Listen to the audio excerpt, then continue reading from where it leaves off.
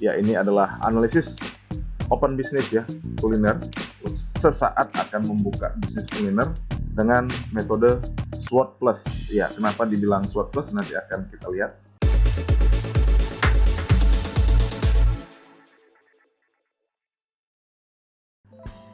Baiklah, Assalamualaikum warahmatullahi wabarakatuh. Kembali bersama saya Ben Yofrutiansah dari channel Bang Ben, dari situs Bisnis Internet ID. Baiklah, kali ini kita akan membahas satu topik yang cukup menarik mengenai analisis bisnis sesuai dengan tema website dengan channel saya. Di seri ini kita akan membahas dengan judul memahami apa itu analisis bisnis, manfaat dan contohnya. Oke, baik, silahkan kita lanjutkan presentasinya.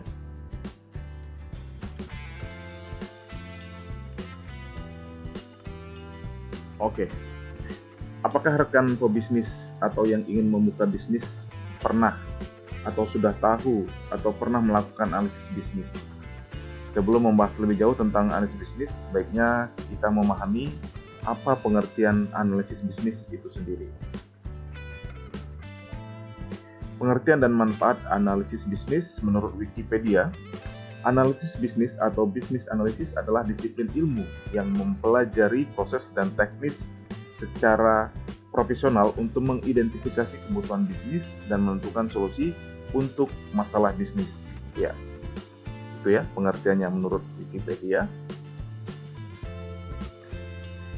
Kemudian, apakah jenis bisnisnya? Baik itu dijalankan secara offline ataupun online, ataupun gabungan di antara keduanya, tentu memerlukan analisis bisnis. Analisis bisnis ini menjadi hal yang wajib pada setiap bisnis. Kapan sebaiknya analisis bisnis dilakukan? Analisis bisnis seharusnya dilakukan sebelum memulai bisnis, saat menjalankan bisnis, dan bisa melakukan analisis prediktif bisnis untuk masa depan dengan bantuan machine learning dan data science. Ya, ada 3 fase ya, bisa sebelum atau persiapan, sesaat ataupun ongoing, ataupun untuk masa depan, future untuk prediksi.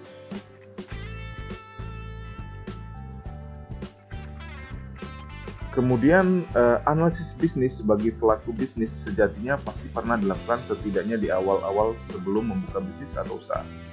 Memulai bisnis tanpa ada analisis sebelumnya tentu akan membuat bisnis tersebut menjadi kurang optimal dan cenderung beresiko. Karena pelaku bisnis tidak mengetahui peluang dan ancaman yang ada dan mungkin yang dapat terjadi pada bisnisnya.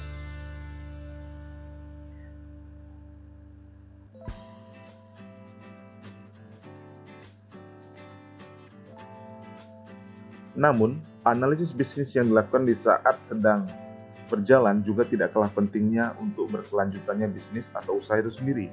Bahkan dengan teknologi machine learning, analisis bisnis dapat dilakukan untuk memprediksi peluang dan tantangan di masa depan.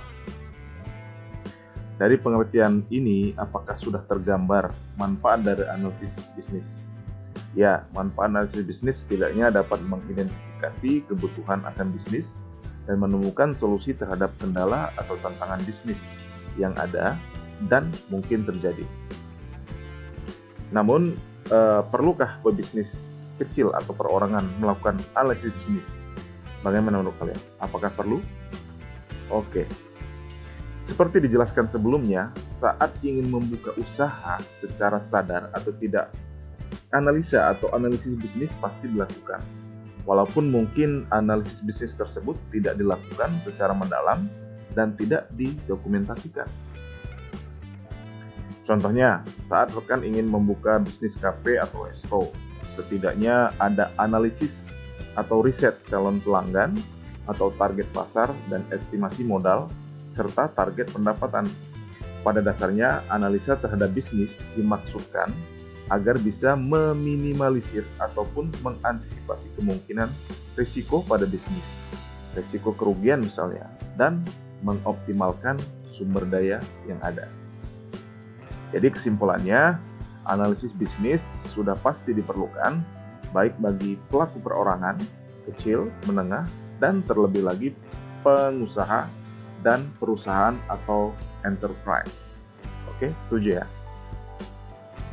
Terus bagaimana cara melakukan analisis bisnis yang sederhana? Analisis bisnis dapat meliputi kegiatan riset, perencanaan, prediksi atau estimasi, serta evaluasi. Analisis bisnis dilakukan dengan maksud meminimalisir resiko dan mengoptimalkan potensi dan strategi. Salah satu analisis bisnis sederhana yang umum dilakukan adalah analisis SWOT atau Strength, Weakness, Opportunity, dan Threats. Ya, analisis SWOT ini cukup populer ya. Bisa kita gunakan juga untuk analisis bisnis sederhana. Jadi SWOT analisis itu ada 4 komponen: strength atau kekuatan, weakness atau kelemahan, opportunity atau kesempatan, threat atau ancaman. Jadi dikelompokkan juga dari 4 komponen ini, ada yang internal yaitu strength ataupun kemudian weakness, kelemahan, dan faktor eksternal itu kesempatan, opportunity, sama ancaman atau threat. Jadi dikelompokkan juga dari segi yang membantu dan yang menjadi penghambat ya, helpful and harmful. Kalau yang membantu itu tentu saja kekuatan dan kesempatan, yang menghambat bisa saja kelemahan dan ancaman. Nah, itu tadi penjelasan mengenai SWOT analisis. Contoh analisis SWOT saat akan membuka usaha bisnis cukup mudah. Kita hanya mengidentifikasi keempat komponen yang ada, tidak harus berurut, namun setidaknya keempat komponen SWOT dapat terpetakan sebelum melangkah pada perencanaan bisnis selanjutnya. Saya pribadi memulainya dari opportunity, peluang, lalu strength, kekuatan, dan dilanjutkan dengan weakness, kelemahan, dan threat atau ancaman. Oke, kita akan melihat SWOT analisis untuk resto. Bisnis kuliner, salah satunya yang akan terus dibutuhkan terlebih pada saat pandemi, akan berakhir di tahun 2002 atau 2003 ini. Bisnis kuliner dapat meliputi banyak bidang seperti bisnis kafe, bisnis rumah makan, restoran, bisnis angkringan, bisnis catering, bisnis makanan siap saji, dan sebagainya. Oke, saatnya kita sekarang praktek ya. Saya sudah membuat satu presentasi di PowerPoint untuk analisis ya, contoh ya, ini tidak baku, cuma menerangkan bagaimana cara melakukan analisis SWOT untuk bisnis kuliner ya. Bisa diadopsi, dimodifikasi, dan dimanfaatkan. Ya, ini adalah analisis open business ya, kuliner. Sesaat akan membuka bisnis kuliner dengan metode SWOT plus. Ya, kenapa dibilang SWOT plus nanti akan kita lihat. Jadi di sini ada beberapa kolom, 1, 2, 3, 4, 5, 6 kolom ya. Yang pertama itu bidang analisisnya, opportunity atau peluangnya, strength kekuatan, weakness atau kelemahan, threat atau ancaman, action plan atau strategi. Ya, jadi ini bisa diisi semua ya berdasarkan riset ya, riset atau pengamatan, berdasarkan diskusi, melihat bagaimana peluang bisnisnya. Contohnya untuk target market itu segmentasi pasarnya bagaimana. Mungkin peluangnya adalah marketnya adalah rumah tangga, pekerja, mahasiswa. Kemudian kekuatannya calon pelanggan yang cukup besar ya, calon pelanggan. Jadi mungkin ini kurang pas juga ya. Kalau kekuatan itu sudah dalam, mungkin target market itu lebih ke ya kekuatannya seperti apa. Kemudian weakness-nya mungkin pelanggan belum tahu resto kita yang baru. Threat-nya atau ancamannya sedikit pelanggan yang belum tahu, yang tahu ya, jadi sedikit pelanggan yang tahu. Jadi mungkin action plan-nya atau strateginya itu promo perkenalan resto, mungkin dengan free air minum dan sebagainya. Ada sisi lokasi juga bisa dilihat, mungkin ada beberapa alternatif. Mungkin dipilih yang mana strategis, mudah dijangkau. Kemudian dilihat mungkin ada kelemahan atau ancamannya, kemudian untuk mengantisipasinya atau action plan-nya bagaimana. Selling method atau metode penjualannya, menawarkan berbagai metode. Opportunity-nya mungkin bisa makan di tempat, take away, free delivery. Ya, kelemahannya seperti apa? Mungkin kalau free delivery, bagaimana komunikasinya, apakah melalui pesan makan online atau melalui SMS atau pesan WA gitu ya, pemilihannya. Kemudian jenis makanan dan minumannya itu mungkin opportunity-nya kita bisa membuat beragam. kekuatannya mungkin kita pilih satu atau dua menu spesial yang menjadi andalan. Ya weakness-nya kalau memang tidak ada, tidak usah kita isi, kalaupun ada bisa isi ya. Terus selanjutnya, harga dan cita rasa produk ya. Bagaimana harganya, mungkin peluangnya itu harganya terjangkau, kekuatannya itu mungkin untuk pelanggan pemula, mungkin di awal-awal bisa kita kasih diskon 10% untuk mendapatkan customer ya.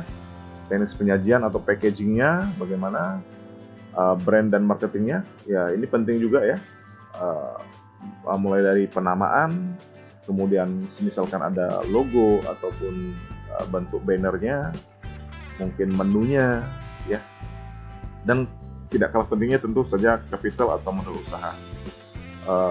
Peluangnya seperti apa, kapitalnya atau kekuatannya mungkin full self capital atau ada pinjaman lunak. Ya ini bisa di-download nanti ya, form yang ini akan saya sertakan di link di artikel saya di website Bisnis Internet ID. Oke, demikian rekan-rekan pebisnis, pemahaman kita mengenai analisis bisnis dengan aplikasi atau contoh analisis membuka bisnis dengan metode SWOT plus ya. SWOT plus karena di sini saya menambahkan action plan. Oke, demikian dari saya. Terima kasih, sampai jumpa di artikel berikutnya.